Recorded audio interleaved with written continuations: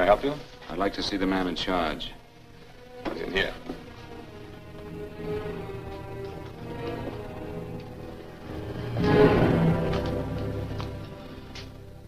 I want to report a murder.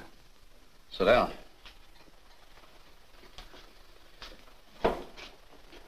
Where was this murder committed? San Francisco, last night. Who was murdered? I was.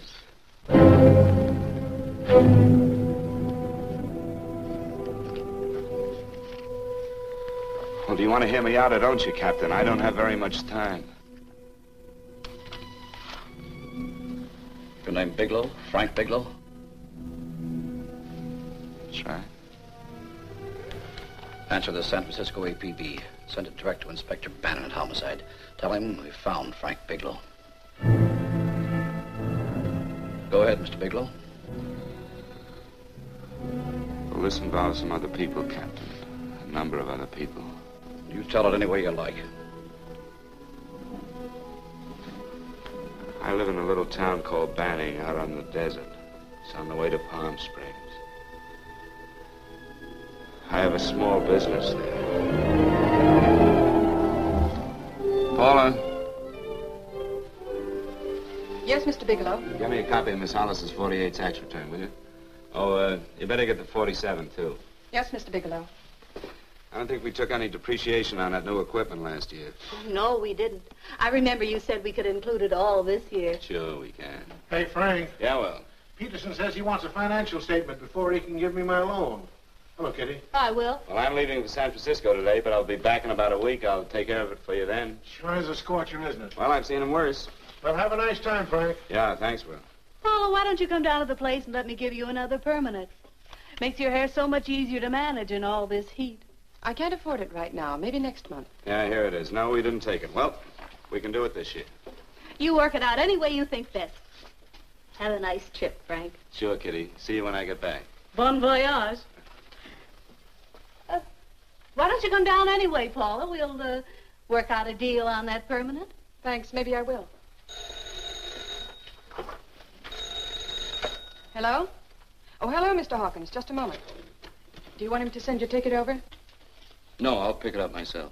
No, never mind. Mr. Bigelow will pick it up at the station. Bye.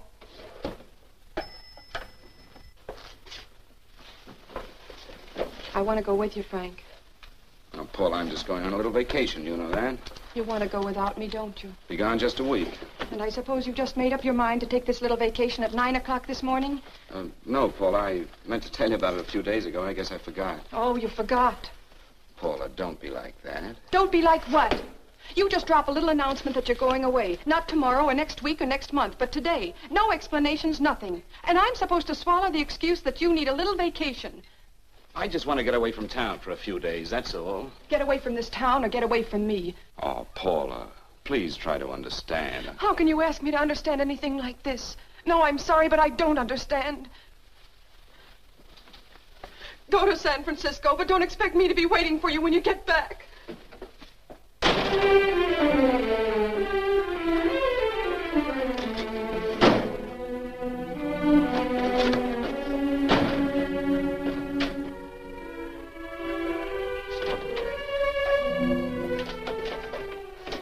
Paula, please, Paul. Come on, turn around, look.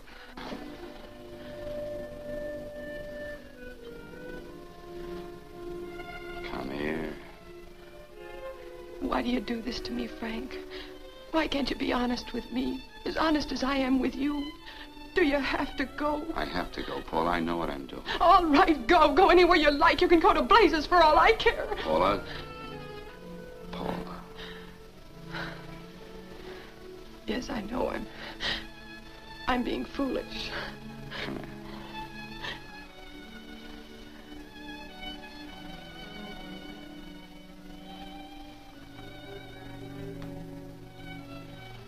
Come on, fix your face. We'll go down to Eddie's and have a drink.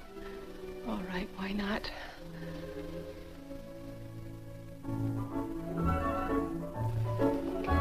Hi, Paula. Hi, Eddie. Give us a couple of cold beers, will you? Coming up. Hi. Come on.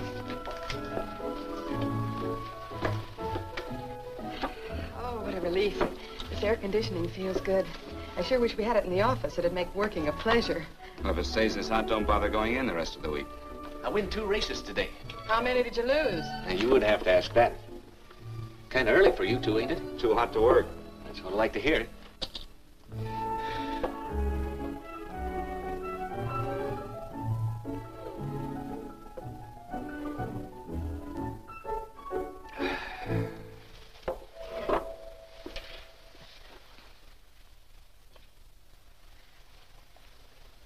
Frank, you'll take me with you, won't you? You will, won't you? Or am I crowding you? What do you mean, crowding me? Maybe you do need this week away alone. Maybe we both do. I know what's going on inside of you, Frank. You're just like any other man, only a little more so. You have a feeling of being trapped, hemmed in, and you don't know whether or not you like it. Look, Paula, I'm going to be honest with you. I care too much for you not to be honest with you. I'm as much concerned for your happiness as I am for my own. I know you've had one bad experience, Frank. I know all about it. But you don't know what it can do to 2 people, Paula. And the woman always gets hurt more than the man. I don't want you to get hurt, darling. More than anything in the world, I don't want you to get hurt.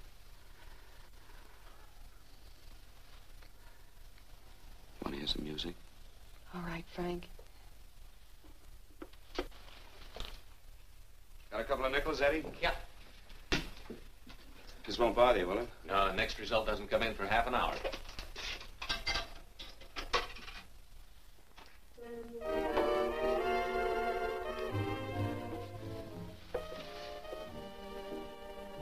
I thought that by now we'd be married.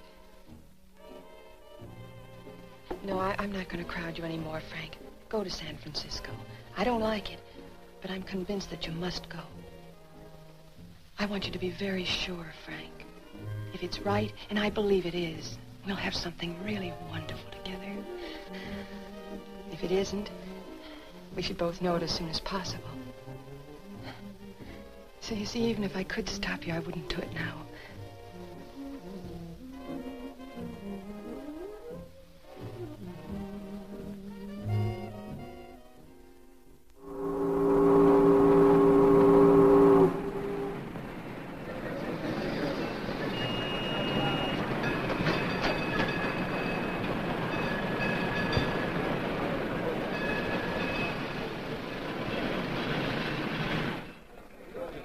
Yes, sir. My name is Bigelow. I have a reservation. Yes, sir.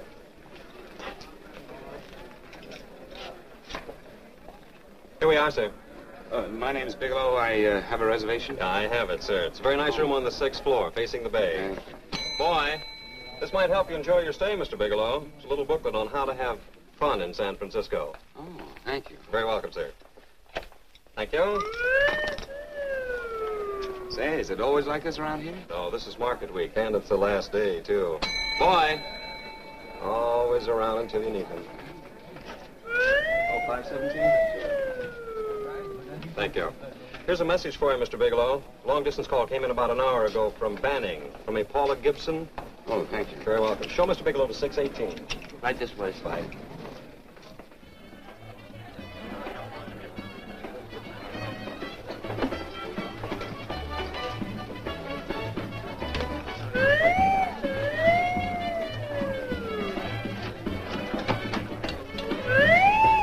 Right this way, Mr. Bigelow.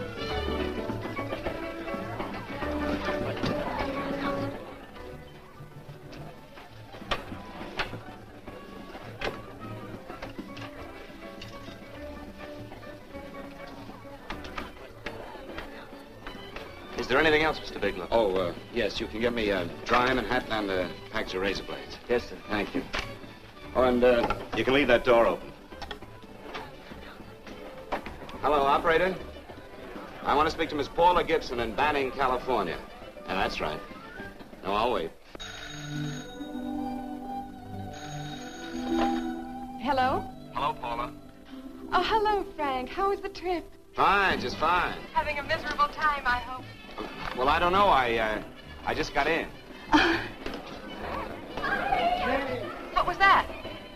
Market week. The place is crawling with traveling salesmen. You know, Charlie Anderson found out that you went away, and he asked me to go out with him. Oh, really? How did he make out? I'm considering it. Is that what you called to tell me? I'll have you know that this call is strictly business, Mr. Bigelow. Did a Mr. Phillips phone you? Eugene Phillips of Los Angeles. No. He will. He phoned the office 3 times today. Said that he wanted to get in touch with you immediately. He said it's most urgent and imperative that he reach you at once. What did he want? I don't know. But he sounded deep, dark, and mysterious, and quite agitated about something. Phillips. Have we ever done any business with him? Not unless you've been keeping it a secret from me. I looked through all the accounts. Why did you tell him you could reach me here? You know I'm supposed to be on vacation. So you told me. And so I told him, dear heart. But the gentleman didn't seem to respect your temperamental moods the way I do. He was very insistent that he speak to you before it's too late, as he put it. Well, tell him you tried to get in touch with me and I've changed my plans and you can't reach me. He won't talk to me. I told him that I was your confidential secretary, but I guess I didn't sound confidential enough. So I told him that he could reach you there this evening. Well, call him back. If it's as important as he says it is, he'll talk to you. Otherwise, he'll just have to wait until I get home. My, aren't we adamant this evening? All right, shall do. And Frank. Yeah? I don't quite know how to say this. Say what? Well, what I want to say is that there's nothing you can do that you ever have to feel guilty about. Oh. Sure. Thanks, Paula. I'll call you tomorrow. Right.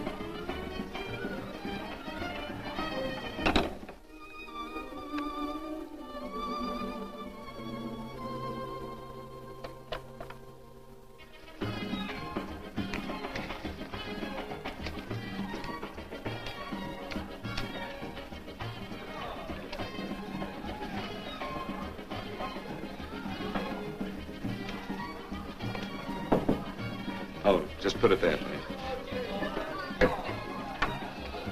You can keep the change. Thanks very much.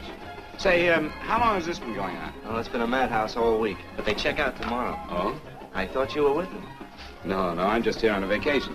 Why does everybody come to San Francisco and tear loose? Excuse me. Say, I'm awfully sorry to bother you, but would you mind if I used your telephone? No, go right ahead. I'm just across the hall here. One of the boys is using my phone, and he's been on it for a half hour. I just want to call downstairs. Yeah. Thank you. Room service, please. Hey, things really picked up the last few days, didn't they? You had much business? Well, I'm not here on business. Oh, hello, room service? It's Mr. Haskell in 617. Yes, that's right. Would you send up 3 more bottles of bourbon and 2 scotch? Yes. Oh, and some more ice, too. Yeah. All right, thank you. You here alone? Yes, I just got in town. Well, why don't you join us for a drink? Well, I don't want to barge in on your party. Oh, nonsense. It's not a party. Just a few of the boys entertaining some buyers. You know, the usual thing. A few drinks and some laughs. It's no party. Come on. Well, come on. Right. I know what it's like to be all alone in a strange city. I'm Sam Haskell. I'm Frank Bigelow. You think some of these guys never been away from home before? Yeah. Hey, quiet down a minute. Hey, will you quiet down a second? I want you to meet Frank Bigelow. Hello. This is Jane Carlisle. Hello. Bill Welch. How are you, Mr. Wells? Glad to know you, Bigelow. Jane's the prettiest buyer in San Francisco. Oh, hey, I resent that. You don't think I believe him, Elaine? Well, he spreads that from coast to coast. Oh, gee. But it's good for my morale anyway. I'm George Cantwell. Glad to know you, Mr. Bigelow. Bigelow, yes. Right on much business? He's not here on business. Oh? Well, Well, why don't you get the man a drink before he dies of thirst? how about a little bourbon? Well, that's fine. Bourbon it is.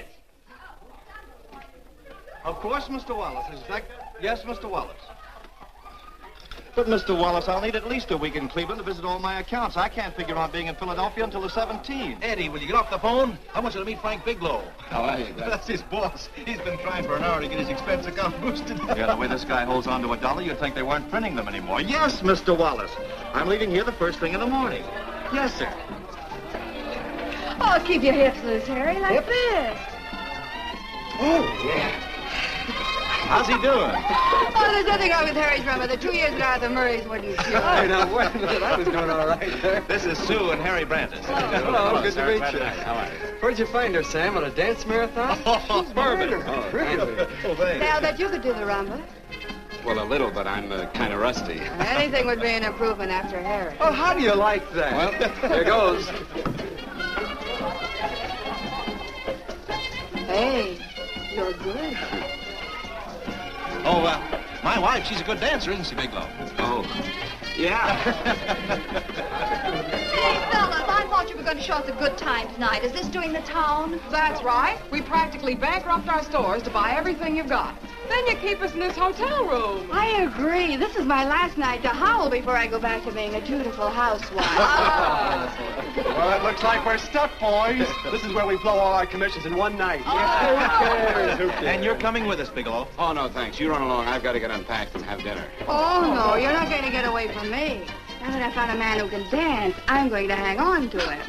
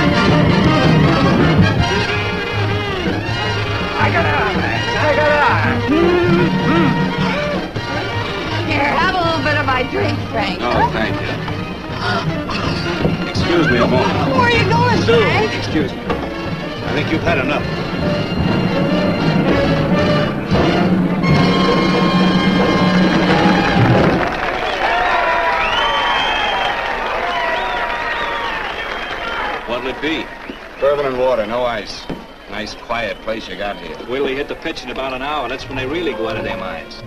Who's the blonde? Oh, she's one of the chicks that hangs around here. She's jive crazy. Come again? Oh, you ain't hip, pal. Jive crazy means that she goes for this stuff. Just between you and me, I don't get it either, but I gotta listen to it. They're all connoisseurs, music lovers. Me, I like Guy Lombardo. What's the matter with him? Oh, he's flipped. The music's driving him crazy. Come down, Jack. Oh, don't buy me, man. I'm being light. Is the blonde alone? Oh, sure, society. She always comes in alone. Drives a big convertible, wears a mink coat, but knows everybody. But she always comes in alone. Thank you. I wanted to kiss you. I tried to... Give me another blast, Leo. What's your story, Jeannie? Easy.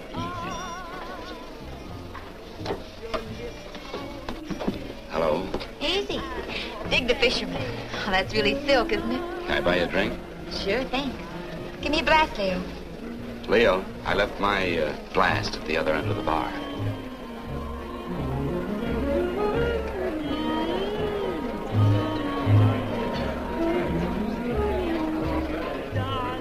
My name's Jeannie. What's yours? Frank? I've never seen you here before, Frank. Well, I've never been here.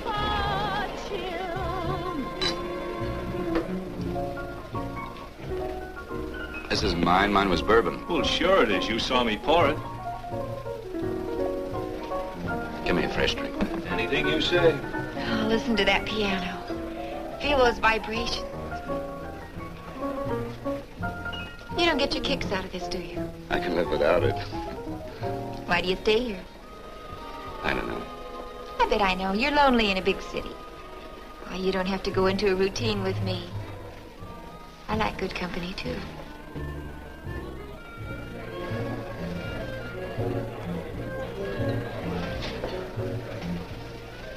Say, there are some people there I want to avoid. Couldn't we get out of here? Let me think about it. Oh, come on. How about going somewhere else? Huh? Why don't you meet me later? Okay. Where? I tried to forget you, but you whispered, darling, I love. Call me at that number later. It's my next stop. They've got a band there that'll really send you. See you, Jeannie. Easy.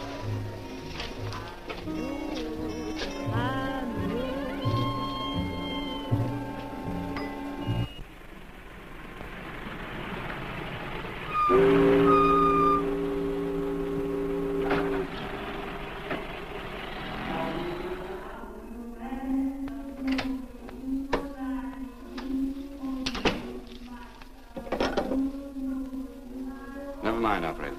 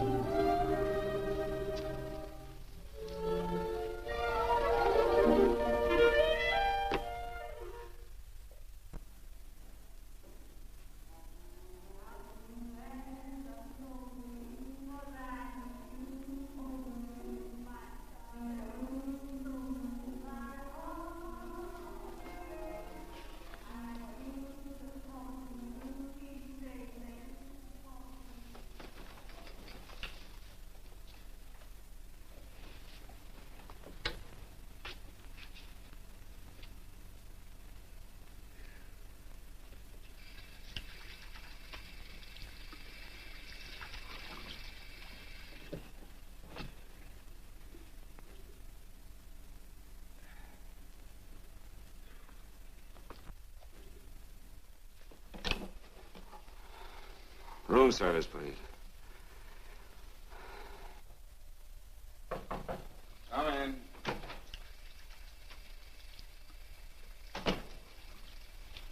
Be right with you, waiter. Yes, sir.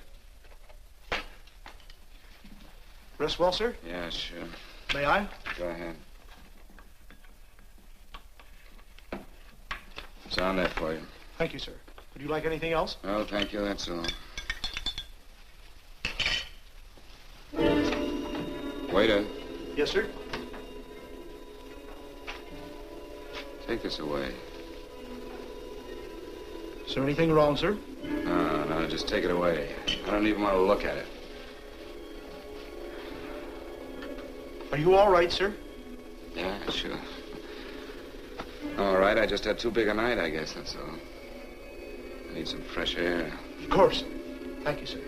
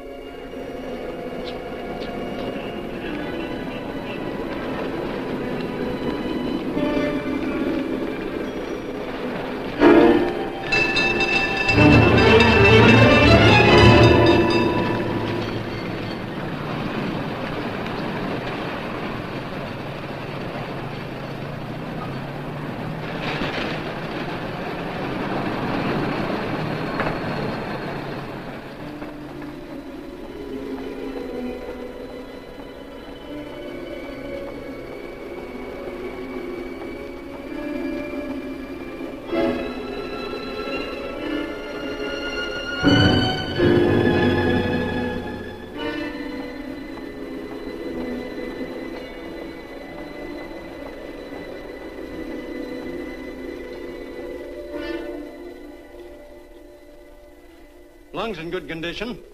Blood pressure normal. Heart fine. Well, it's a good thing everybody isn't like you, Mr. Bigelow. Put us doctors out of business. I'm glad to hear it, Doctor. I was a little worried. Don't let a little bellyache worry you. Could be just a change of climate.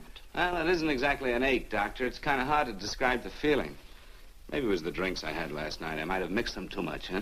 Let's have another look at that throat. You may finish dressing now, Mr. Bigelow. I want to get the results of those tests we took. Thank you, Doctor.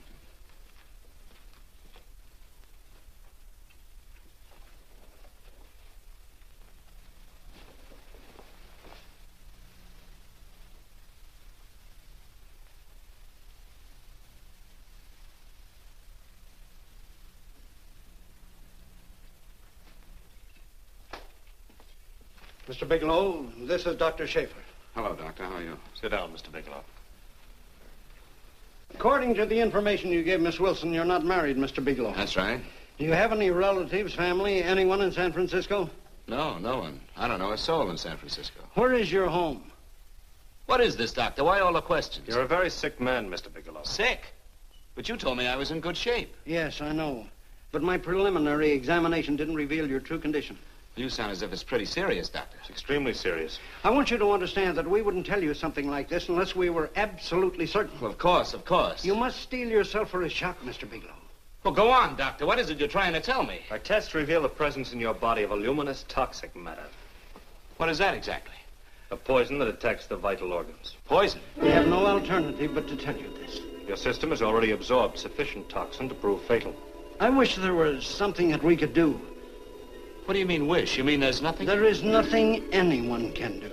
This is one of the few poisons of its type for which there is no antidote. Well, this is fantastic. This is the most ridiculous thing. You don't have very long. What do you mean? A day, possibly a week, 2 weeks at the outside. It's hard to say exactly. Well, this is impossible. I don't believe it. You've made a mistake. That's it. It could be a mistake, couldn't it? You have made a mistake, haven't you? Answer me. Dr. Schaefer is an authority on toxicology. Been no mistake, Mr. Bigelow. Do you realize what you're saying? Well, you're telling me that I'm dead. Do you think you can explain my life away in just a few words? Why, I don't even know who you are. Why should I believe you? You must calm yourself, Mr. Bigelow. We want to offer you every assistance that we've... Assistance? Who wants your assistance? Who wants anything from you? You're nothing but a couple of phonies. Why, I think you're crazy. That's it. You're crazy. The both of you. You're crazy.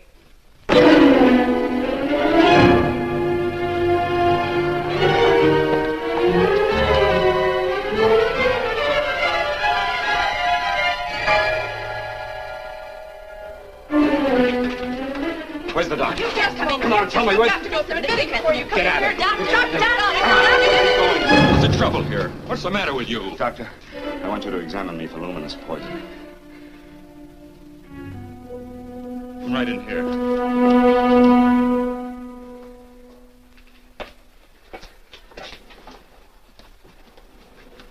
Yeah, you've got it all right. Your system has already absorbed it. Are you sure, Doctor? Are you absolutely certain? Couldn't there be some mistake?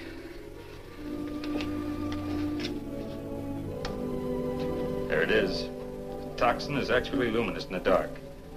Now there's no doubt about it, Bigelow. I don't feel sick. My stomach is just a little bit upset. Maybe it's not as bad as you think, Doctor. That's characteristic. With a heavy jolt, you go suddenly in a matter of hours. But if the stuff is taken in a lesser degree, you last a while, and then...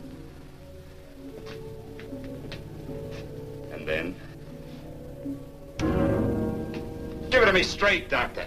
Well, a number of things are involved. The systemic condition of the individual, the amount consumed, exertion. Yes? You won't feel too badly for a while. Then it will happen suddenly. A day, 2 days, a week at the most.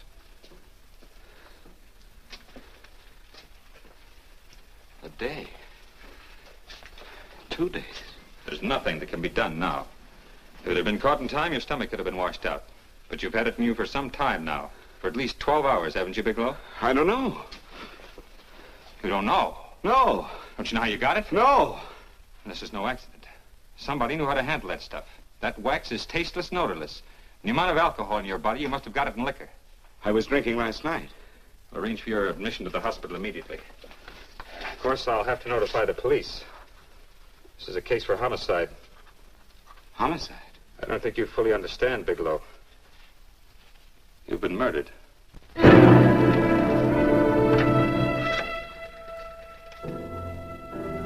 Get me police headquarters, please. Homicide Bureau.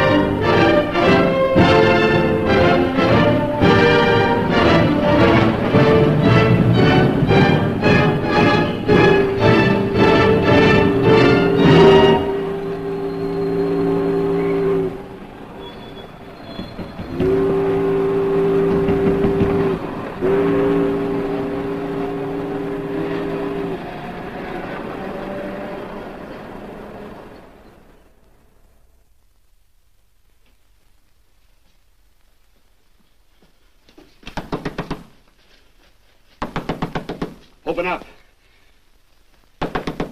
Open this door, I tell you. Open it up or I'll break it down.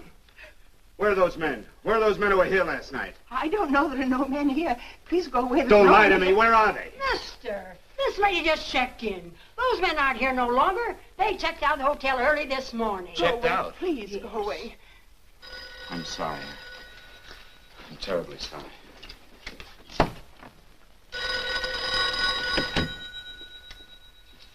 Hello? Please, Mr. Bigelow, my eardrums. Oh, hello, Paula. Your enthusiasm overwhelms me. Why haven't you phoned me, or is there a quota on telephone calls up there? I'm sorry. I've been busy. I'll bet you have. Visiting the museums, no doubt. What's happening up there that's exciting or different? Nothing, not a thing. I'll bet you miss me, but you're too stubborn to admit it. Sure. You know, if you'd like me to come up, I could pack a toothbrush and leave right away. No! Well, you don't have to snap my head off. You could at least make a pretense of missing me. I'm sorry, Paula. Of course I miss you. Listen, Paula,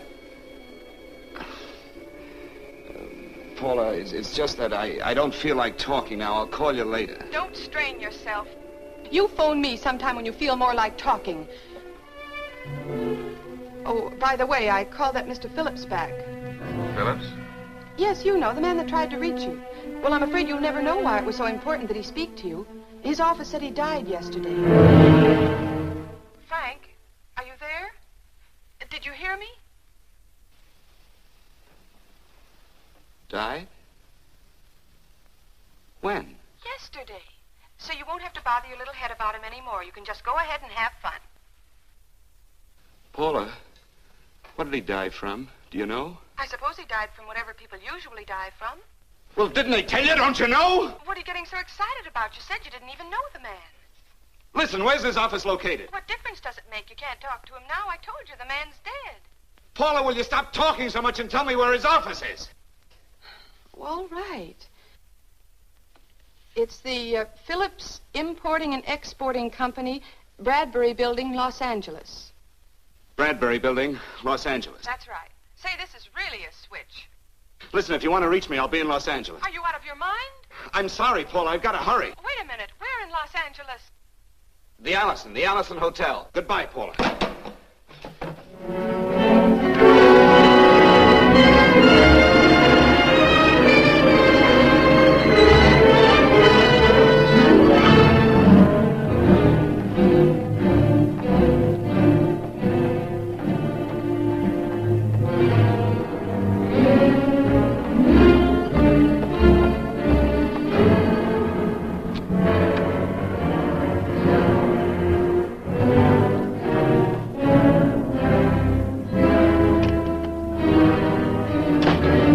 See someone in charge here. What is it in regard Well, to? it's a personal matter. It's quite urgent.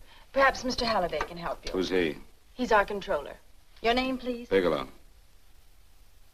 Mr. Bigelow to see you. Send him in. Go right in, please. That door.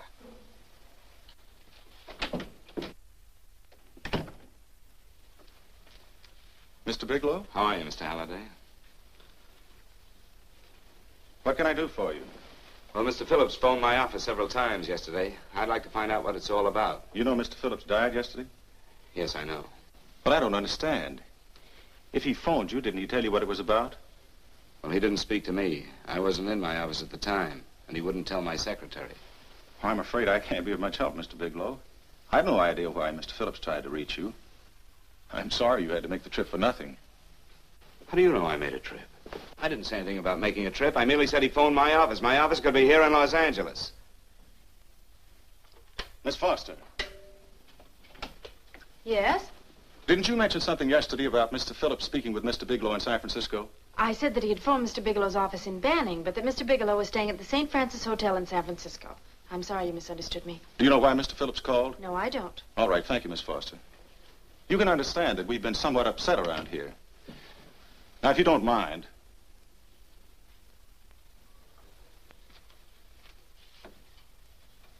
Did Mr. Phillips have a wife, family, anyone that could help me? you can't intrude on people at a time like this just to satisfy some curiosity. It isn't just curiosity. Then I suggest you wait a week or so. I can't wait. Well, I'm sorry you'll have to. Well, there's always a phone book. You're a pretty aggressive fellow, Bigelow. Are you quite sure that this is as important as you make it appear to be? It's important.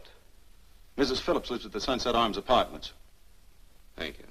I needn't tell you she's under a strain.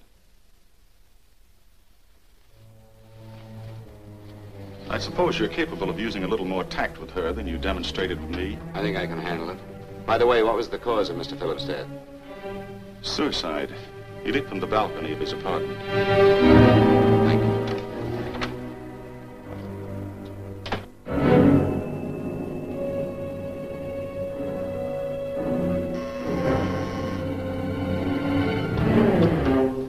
Come in, Mr. Bigelow.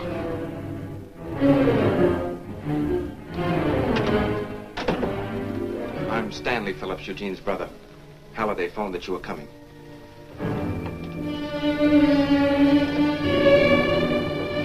This is my sister-in-law, Mrs. Phillips.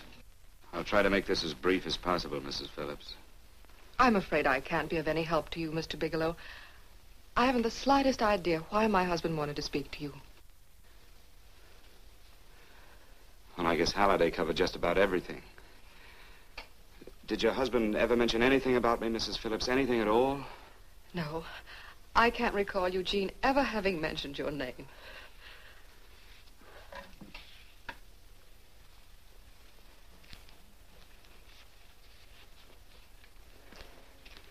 I hate to ask you this, Mrs. Phillips, but it's of vital importance to me. Do you know why your husband committed suicide? Oh. You're certainly not the most diplomatic person in the world, are you, Bigelow? Were you a friend of my brother's? I never met him.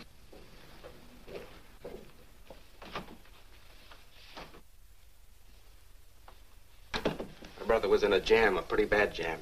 He was arrested 2 days ago. He sold some iridium to a dealer by the name of Majak. It's a very rare metal, very costly. Anyway, the iridium turned out to be stolen. He was released on bail yesterday, but he faced a pretty stiff prison term.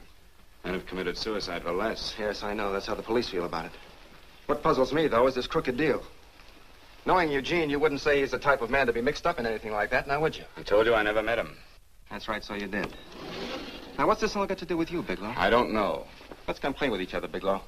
Surely you must have some idea why my brother was so desperate to contact you. I have no idea. That's odd. Then how could it be of such vital importance to you? Well, you seem to know the answer to everything else. Maybe you know the answer to that one, too.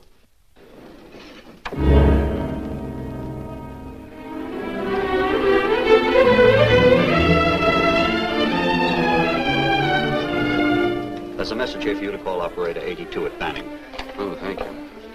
Show Mr. Bigelow to room 821. Say, would you have the operator put this call through to my room right away? I'll take Yes. it up there. Thank you. Hello, operator. Here you are. I'll call you if I need anything. Thank you, sir. Hello, Paula? Well, Sinbad, I'd just about given you up for lost. Now, do you mind telling me just why you rushed down to Los Angeles? I can't explain it to you just now, Paula. I just can't explain it. What's going on, Frank? You don't even sound like yourself. Well, I'm just a little tired, Paula, that's all. But I miss you. Oh, Frank. I can't tell you how good it is to hear you say that. And here I was worrying that I'd lost my charm. When are you coming home, Frank? Soon, Paula. I'll be home soon. I'll go right out and get myself a permanent so I'll be pretty when you see me. Hey, guess what? I found that Phillips name in your notarial ledger. Notarial ledger? Yes, of all places. I remember now I made the entry myself. You had notarized a paper one morning before I came to work. What kind of paper was it? A bill of sale for a George Reynolds made out to Eugene Phillips of Los Angeles. So you see, I was right. We hadn't done any business with Phillips, only indirectly. What was the bill of sale for? A shipment of iridium, whatever that is. Iridium? You mentioned at the time that this fellow Reynolds had made some kind of a deal in Palm Springs, and he stopped in your office early in the morning on his way north to have it notarized. Wait a minute. Wait a minute, George Reynolds. That was about 6 months ago, wasn't it? That's right, 6 months ago. Thanks, goodbye. Goodbye. Hello, operator. Get that number back for me.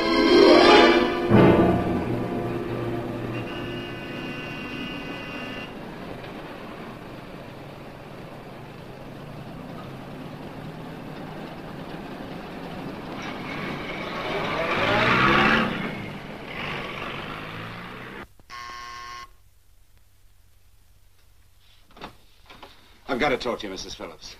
Please, go away.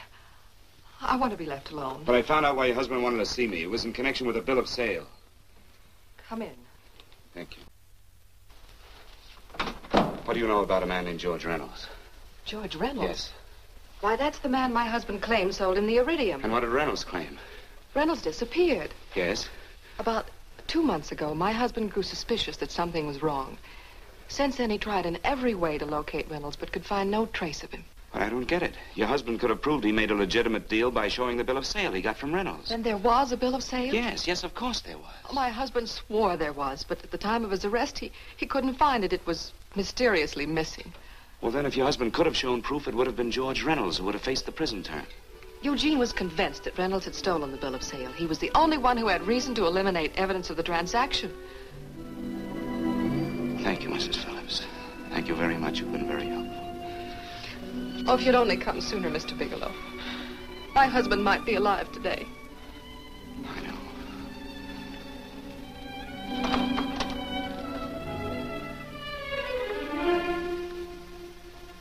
The only thing that puzzles me, Mrs. Phillips, is that you haven't asked how I knew there was a bill of sale.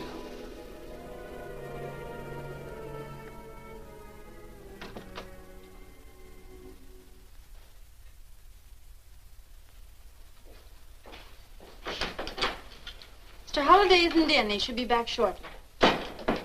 I think you're the one who can help me, Miss Foster. Mr. Phillips tried to reach someone else before he called me yesterday, didn't he? Why don't you ask Mr. Holliday? Obviously, Mr. Holliday wasn't here yesterday, or he wouldn't have had to learn from you that Phillips called me. And you're the logical person to know who else Phillips called. I don't believe that's any of your business, Mr. Bigelow. Don't think you're revealing anything confidential, Miss Foster. I know that he tried to reach somebody else. Mrs. Phillips told me. You're bluffing, Mr. Bigelow. I don't know what you're after, but you're trying to trick me. Mrs. Phillips didn't tell you a thing. How do you know that? Mrs. Phillips knows nothing about it. She doesn't. Well, why wouldn't she? Wait a minute. I was talking about George Reynolds. Who did you think I meant? Just who is it that Mrs. Phillips doesn't know I about? told you before, that's none of your business. All right, young lady, I'm going to give it to you straight. Phillips was murdered. Murdered? I don't believe you. He told me because he needed me to clear him. Phillips was innocent. Innocent men don't have to jump out of windows. Murdered? Just who are you trying to protect, Miss Foster? Why are you so afraid to tell the truth? I'm not protecting anybody. I haven't any more to say. All right, young lady, listen to me. This thing is going to explode wide open. If you've got nothing to hide, you better start talking. Or maybe you are mixed up. No! Well, then come on. Mr. Phillips called Marla Rakubian. He went to see her yesterday morning. Who's Marla Rakubian? She's a model. She and Mr. Phillips used to be quite friendly, but he hadn't been seeing her for quite some time. Come on. The last couple of months, he'd been trying to locate her and finally learned where she lived yesterday morning. When he returned from seeing her, he was terribly upset and excited. That's when he had me put in the calls for you. When he couldn't reach you, he went home. The last time I saw him alive. Give me Marla Rakubian's address. I don't think Mr. Phillips realized I was aware of his friendship with Marla Rakubian, and out of respect for him, I never intended to tell anybody. I had no idea that she had anything to do with the trouble he was in. I admire your discretion, Miss Foster. You know, you must be pretty friendly with Stanley, Miss Foster. He knew how desperately his brother tried to reach me yesterday, and he wasn't even here at the time. And now you seem to know all about what happened in Mrs. Phillips' apartment.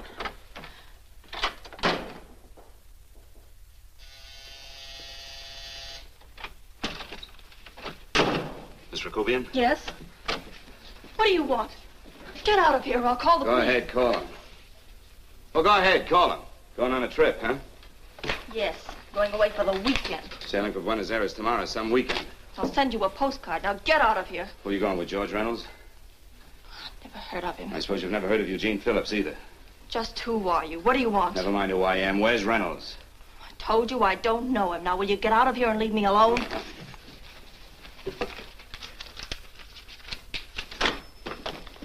So you never heard of George Reynolds, huh?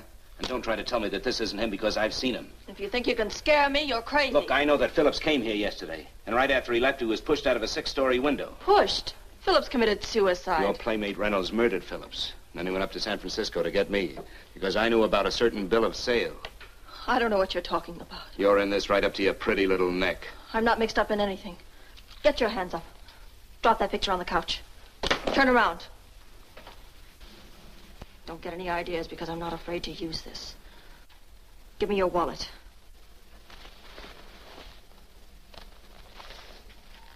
Frank Bigelow, Hotel Alex. All right, now where's Reynolds?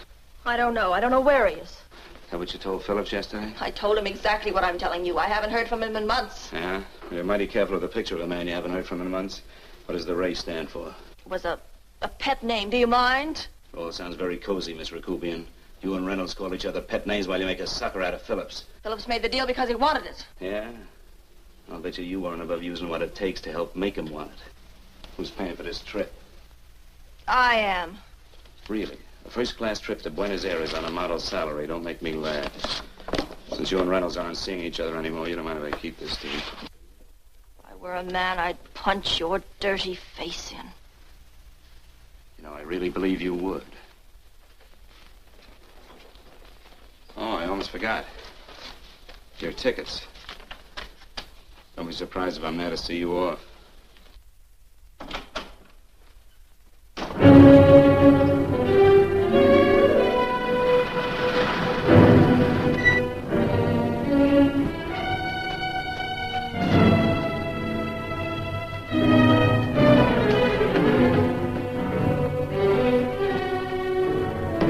Angelo. Angelo!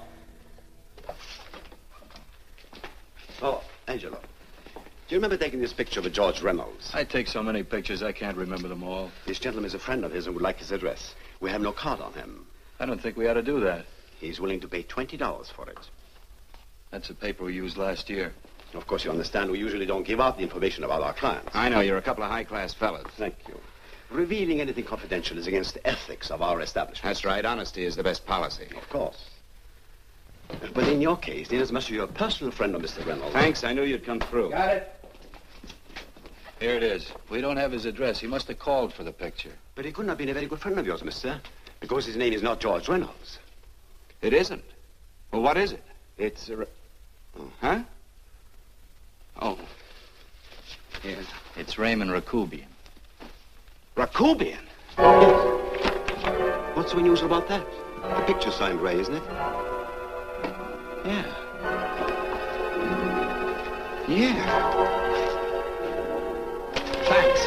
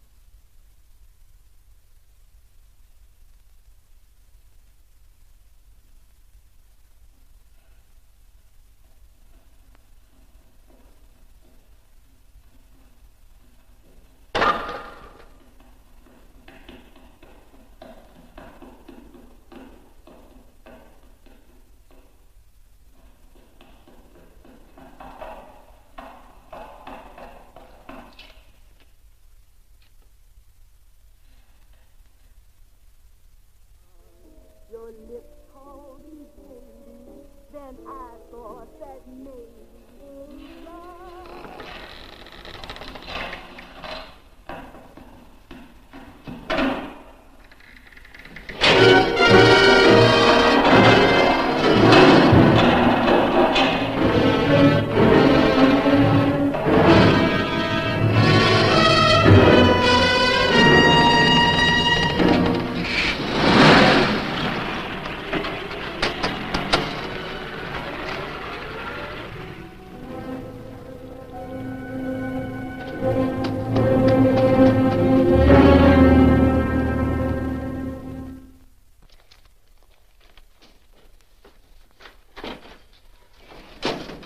Bigelow, are you all right?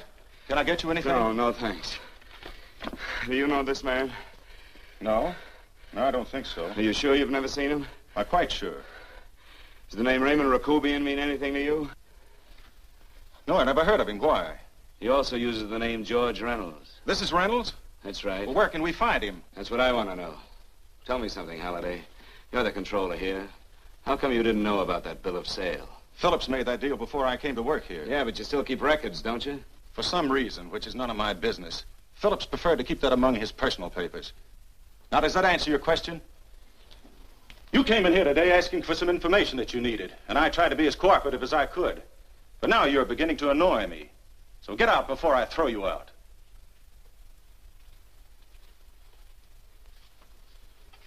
You know, you really frighten me.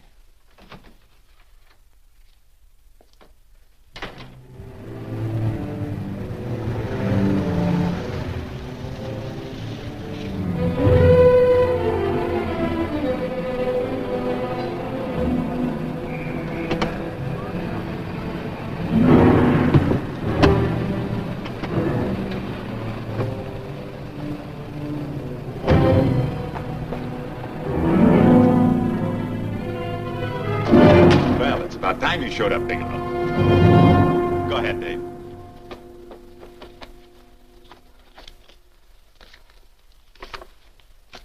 Real cute, ain't you, Bigelow? Just real cute. Paula didn't lose much time getting a hold of you guys, did she? Shut up. Let's go, Bigelow. Look at him. He can't take it. Soft in the back. You do that again and I'll kick your face. Lay off, Chester. Cut it out. Shut up! Who asked you? Better let him answer. The clerk might know he's in. Go ahead, Bigelow.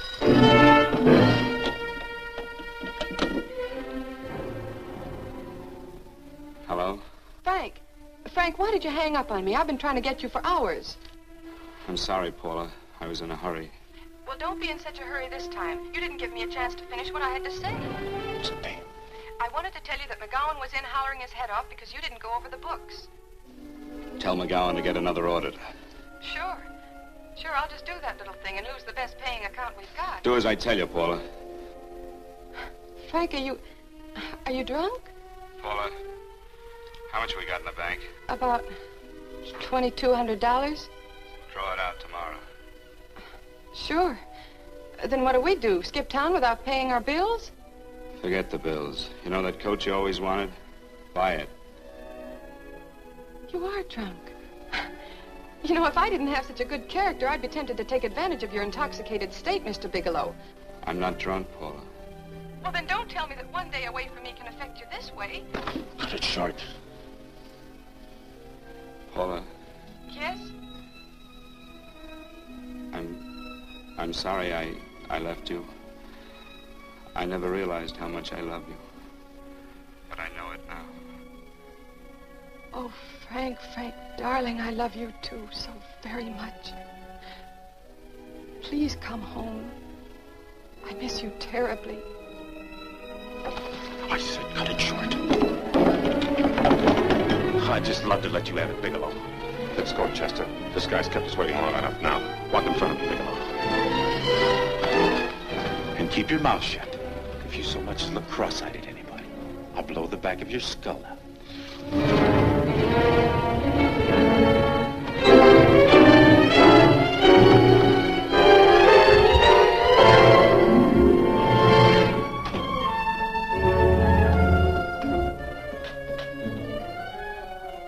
This Bigelow's real cute. He wanted to get tough with Chester. He don't know Chester. Did you get the picture? Don't I always get what Mr. Majak sends me after? Majak? That's right. I'm the dealer who bought the iridium from Phillips. I get it. You have Rakubian unload stolen stuff on Phillips with the help of Marla here, and then you buy it back from him. Oh, you certainly made a sucker out of Phillips. What is it, Mr. Bigelow? Exactly what is on your mind? I'm looking for Raymond Rakubian. Why? Well, now, Marla here has told you everything else. I'm sure she must have told you that, too. You don't expect me to believe this conversation. So, what is on your mind? I mean, underneath.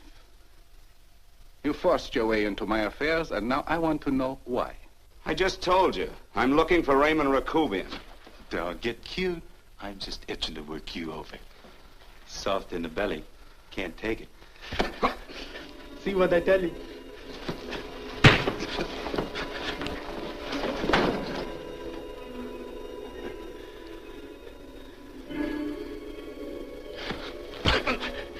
Can't do that to Chester. I'm gonna blow your guts out. Easy. Lay off, Chester, not now. Look at him. He's so scared of Chester, he'd talk now. He's not afraid, Chester. You can tell from a man's eyes when he is afraid. Look at his eyes.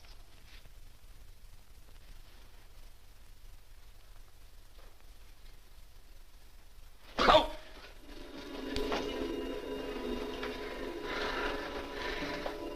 I'm telling you, Majak, you better keep him away from me or he's really going to have to use that gun. Go away, Chester, please. Do what I tell you, my boy. Please. And help Dave. Joe. You're in pain. He's an unfortunate boy. He's psychopathic. He's unhappy unless he gives pain. He likes to see blood. Come with me, Mr. Bigelow.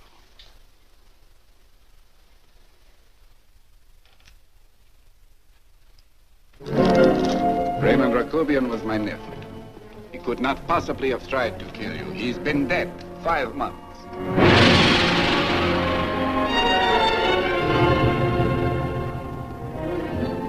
I'm afraid you have been sidetracked. Provided it is true that somebody made an attempt on your life. Somebody made an attempt again today. I had no reason to kill you, believe me. What do you mean you had no reason? I notarized a certain bill of sale. You notarized the bill of sale for Reynolds, not Rakubian. Now, what I told you was true. I had no reason to kill you. That's a closet, Mr. Bigelow. And under other circumstances, you could go home now. But now you present a problem. You know too much, and I am in danger. Chester! Suppose I were able to prove to you that I only want to find the person who tried to kill me, and I won't cause you any trouble. You know I can go to jail for 10 years for this little business. 10 years. At my age, that's my life. That means my entire life. With my life, I do not take chances. I am sorry, believe me. You want Joe to go with you? No. Just Bigelow and me. And baby makes 3. But Major, goodbye, Mr. Bigelow, and forgive me. Let's go, Bigelow. I guess you won't be there to see me off.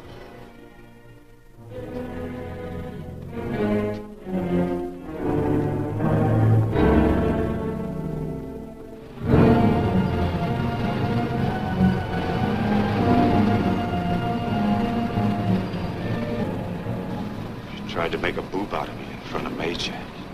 You shouldn't have done that, Bigelow. I don't like that. I'm going to enjoy this, Bigelow. I've done jobs like this before. I knocked off guys I could like. But I don't like you, Bigelow. I never liked that puss of yours from the minute I seen it. Yeah. I'm going to enjoy this.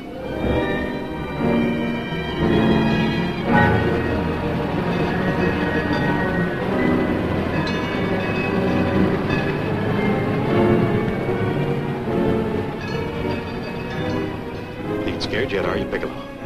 But you'll be scared. Good and scared. I think I'll give it to you in the belly. You don't like it in the belly?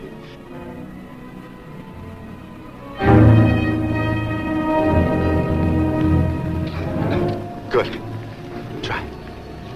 I just love you to try it, Bigelow. Why don't you try it? Go ahead.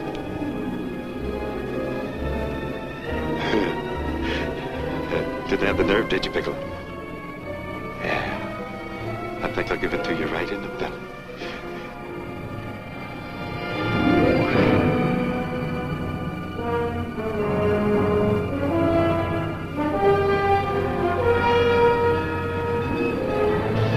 Longer when you get it in the belly. It's nice and slow. That's the way I want to see you go, Bigelow. Nice and slow.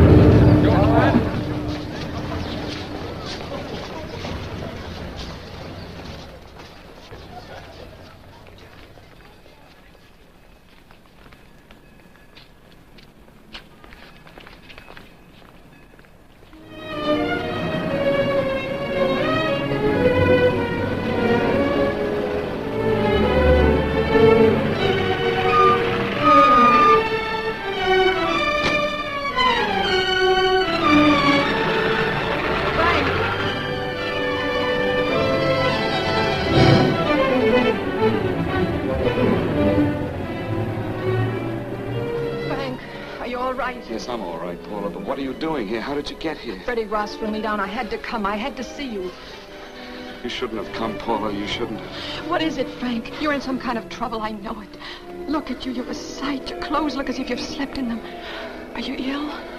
You are. You're feverish. I'm all right, Paula, and I'm not in any trouble, believe me. You're lying, Frank. Right after I spoke to you, I got a phone call from the San Francisco police. They asked if I knew where you were. You didn't tell them anything, did you? Of course not.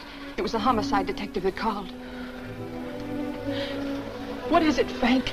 If you're in any kind of trouble, you certainly can trust me. Look, I'm not in any trouble with the police, Paula, believe me. But you can't stay here. You've got to go back to Banning right away. No, I won't go, Frank. I won't. I'm staying here with you. Paula, it's better that you go back, believe me. Why? What's this all about? What have you got to do with this Phillips and Reynolds? Phillips was murdered. What could that possibly have to do with you? All you did was notarize a paper. You've notarized hundreds of papers. I know. All I did was notarize one little paper out of hundreds. Frank, you frighten me. You don't even act like yourself. I know that you're in trouble, that something is wrong, that you're in serious trouble. You frighten me, Frank. Oh, don't be frightened, Paula. Don't ever be frightened of anything again. Will you promise me that? I love you so much, darling. More than you seem able to understand. Oh. I never really knew happiness until I loved you.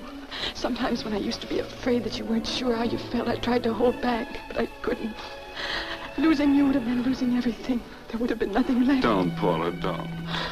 Now I'm afraid again. Somehow I feel that I'm going to lose you, but there's nothing I can do about it. I feel so helpless. You're leaving me out of something.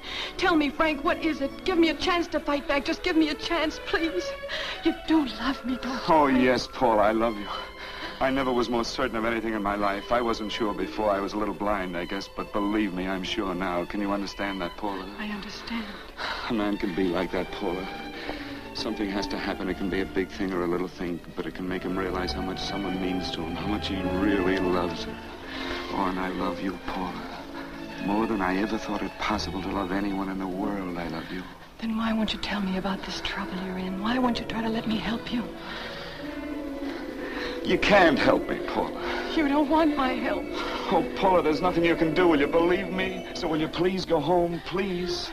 No, Frank. I won't go. I know you're in trouble. I can't leave you like this. All right, Paula, look, wait for me in the lobby of the hotel, and I'll be back for you soon, I promise. You promise? You're yes, sure? Paula, I promise. Is that a new outfit?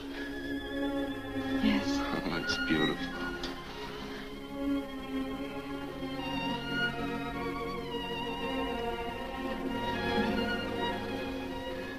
You'll come back to me, won't you, Frank? Yes, Paula, I'll come back, I promise. Please hurry, darling. Oh, I love you. I love you, Paula.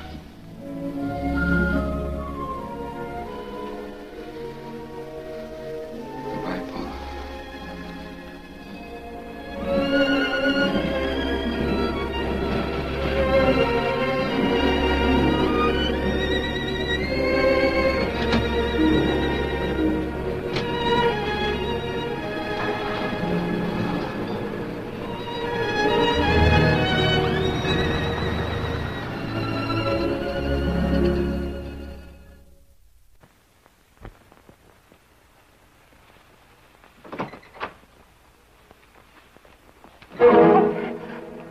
Stanley here?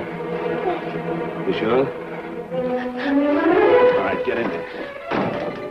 Now get Stanley on the phone. Tell him to come over here right away. Use any excuse you want. What are you going to do? What was Stanley going to do when he used me for a clay pigeon today? I don't know what you're talking about. Don't act innocent with me. I fell for that once. I don't know what you mean. I told you everything you wanted to know this morning. Yeah, you told me just enough so I'd get sidetracked and wouldn't know that Stanley was the one I was after. Stanley? Oh, no. You and Stanley have been together on this from the start. Now, come on, get on that phone and call him. Don't let him know I'm here. Bigelow.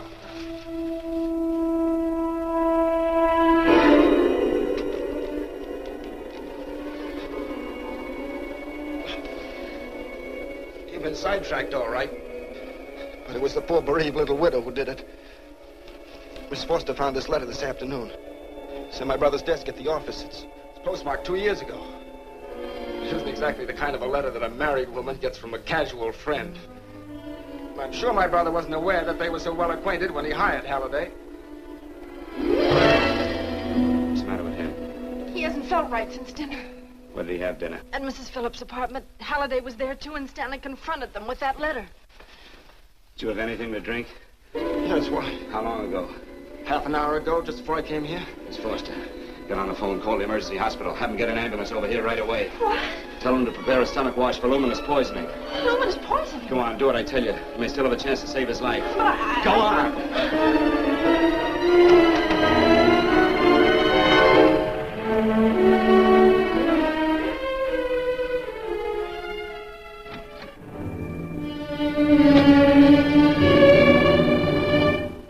I found George Reynolds, Mrs. Phillips. He's been dead for 5 months. Then he didn't steal the bill of sale. No, he didn't. But you could have stolen it. How dare you? You knew who I was when I came here today. But you were surprised to see me alive, weren't you? But I'm not alive, Mrs. Phillips. Sure, I can stand here and talk to you. I can breathe and I can move. But I'm not alive. Because I did take that poison. And nothing can save me. What are you going to do? I tell you now, I have nothing to lose. No, you've got to listen to me. You've got to give me a chance. But I didn't have a chance. It was Halliday. Believe me, it was Halliday. He made me steal the bill of sale. He planned everything. What about this letter? Your husband knew about you and Halliday. He found it only yesterday. He accused Halliday. They fought, and Halliday pushed him over this balcony. And why me? Why did he want to kill me? Because you could have proved there was a bill of sale, that my husband had no reason to commit suicide. Halliday was desperate. After he killed my husband, he found out about the phone calls to you. He thought you spoke to him, that you knew enough to involve him.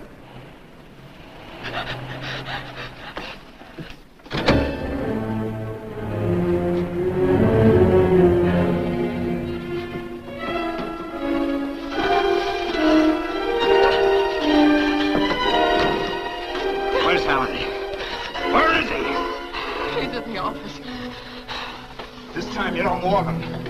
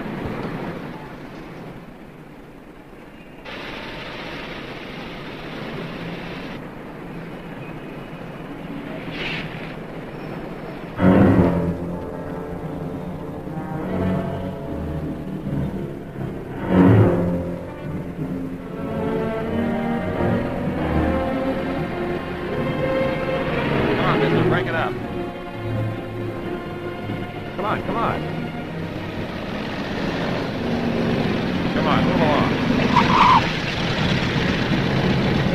Come on, let's break it up. Move along now. Let's get going. Come on.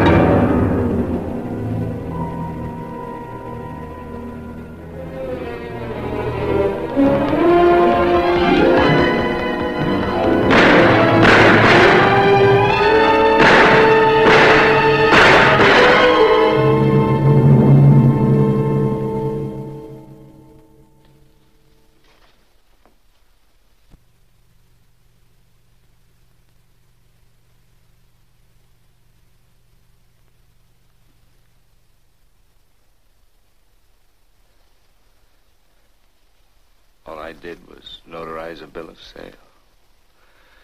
But that piece of paper could have proven that Phillips didn't commit suicide. He was murdered. And that's why Halliday poisoned me.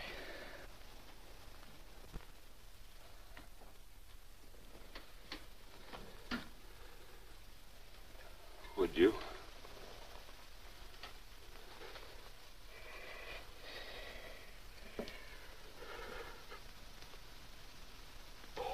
Paula.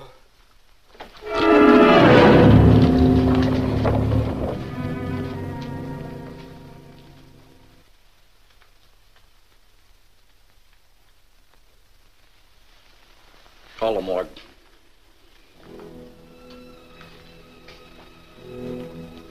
Johnson, you go to the Allison Hotel, find Paula Gibson. Don't tell her anything. I'll break it to her.